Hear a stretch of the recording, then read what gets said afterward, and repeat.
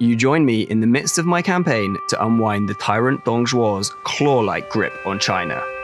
I'm playing as Cao Cao, the master puppeteer.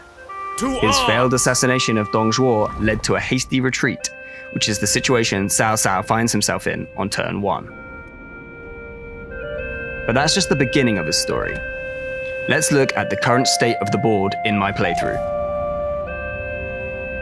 While Cao Cao's current empire may appear fairly meager, taking a closer look at the rest of the pieces in play reveals the strength of his current situation.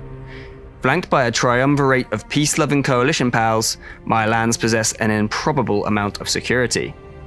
The needs of my neighbors perfectly align, and it's no coincidence. Cao Cao's unique manipulate ability, combined with some strategic military support, has allowed me to delicately influence the geopolitical landscape to ensure security and safe passage. Do we have to? In what can be a brutally hostile area of central China. As an excellent melder of emotions and shrewd statesman, Cao Cao is capable of having the entirety of China dancing to the beat of his drum. The undercover network brings an entirely new paradigm to total war, the art of subterfuge. Meet Lu Zhe, a high-ranking official in Dong Zhuo's administration. However, Lu Zhe is secretly working for us. We released him from our service, at least that's how it looked to the rest of the world, and sent him out into the global recruitment pool. As a skilled character, he was snapped up by Dong Zhuo and was granted the governorship of Anding Commandery.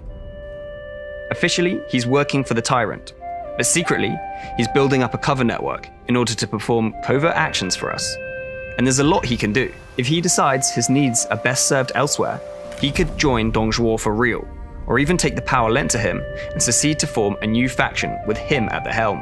This can happen for non-spy characters as well. For instance, Huang Zhong, who starts the game as a character serving under Liu Biao, has broken away to form his own faction after becoming dissatisfied. Let's take a look at how spies work. More slots for spying will open up as I rank up my faction, and if I specialize my playstyle via government reforms. Three Kingdoms take on the tech tree.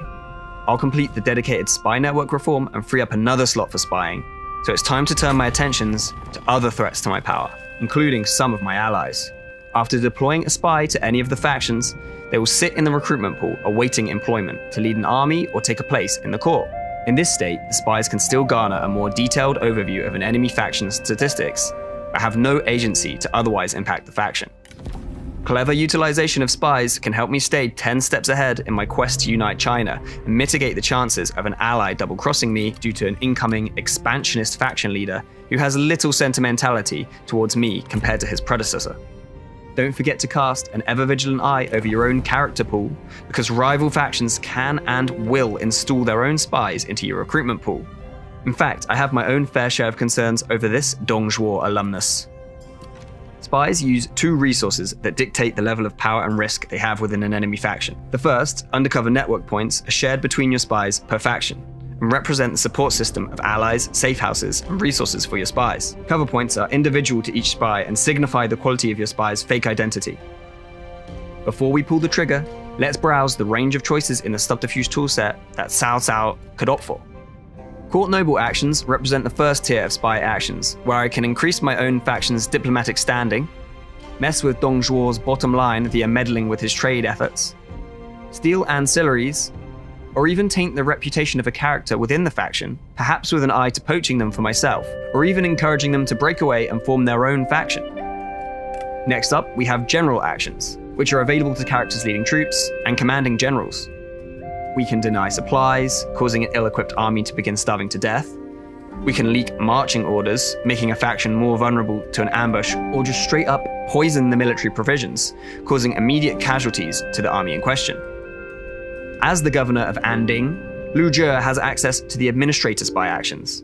I plan to have him hand over the keys to the region to Cao Cao, but lower cost options could hand me various different advantages in taking the province via military means. For now, let's stick to our master plan and put the settlements of Anding under our control.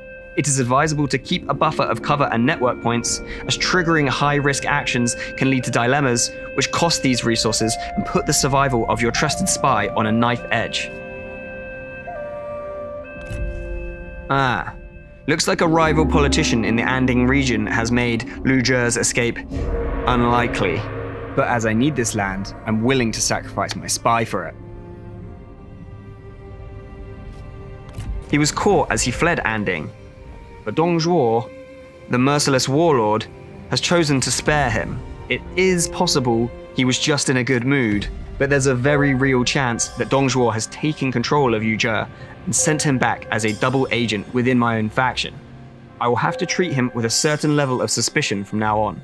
Granting him too much power could see Dong Zhuo play me at my own subterfuge game, whereas failing to give him the plaudits and responsibilities he deserves after his heroic effort behind enemy lines could also see him leave my faction and rejoin the real friends he made fighting in Dong Zhuo's ranks. These are intricacies of the all-new Guanxi system, another revelation for the Total War formula.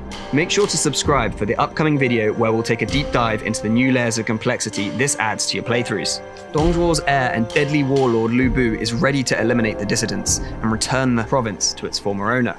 Perhaps this region isn't truly the object of Cao Cao's desires. Cao Cao himself is at the heart of my real plan. Taking control of the Han Emperor, located here in Chang'an, means taking control of the entirety of the Han Empire, as Dong Zhuo does now. My master plan, many turns in the making, involved taking control of the Nanyang province, with its strategically valuable valley back door into Chang'an. If my covert capture of the Anding region hasn't left Dong Zhuo diverting the bulk of his military might northwards, then let's crank up the pressure one more notch to give Dong Zhuo yet another distraction. I'll spend some of Cao Cao's credibility to employ his unique ability to incite proxy wars, to create one last distraction to keep Dong Zhuo guessing. Dong Zhuo is a vicious warlord who almost everyone hates, but he has taken steps to avoid the ire of Huang Zhong due to his proximity to the child emperor. By manipulating the two faction leaders, I can force them to clash, giving me the final opening I need for my shot at uniting China under my banner. But that's not all spies are capable of. If a spy gets adopted into a warlord's family, they'll gain access to the most powerful spy actions in the entire game. These options allow you to destabilize the delicately poised political landscape and cause chaos on a global scale. In the case of Dian Wei here, if your spy is the heir and they kill the leader, they take control of that faction. Jumping forward to when my spy has regained their cover, he can attempt to hand over the faction to me. This will trigger a civil war to break out between those loyal to them and those loyal to the old ways.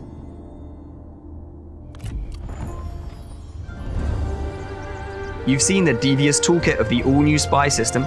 Drop a comment below and tell us how you'll manipulate others and conquer China using espionage.